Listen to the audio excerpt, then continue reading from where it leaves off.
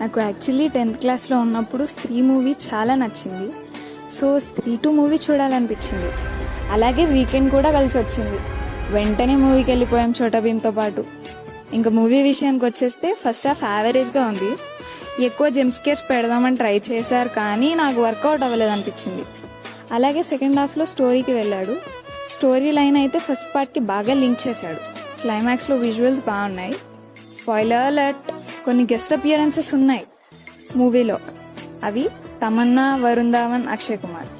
But Bhediya movie నుండి connection బాగా ఇచ్చాడు, ఒక యూనివర్స్ లాగా. అదే అయితే అస్సలు ఎక్స్పెక్ట్ చేయలేదు.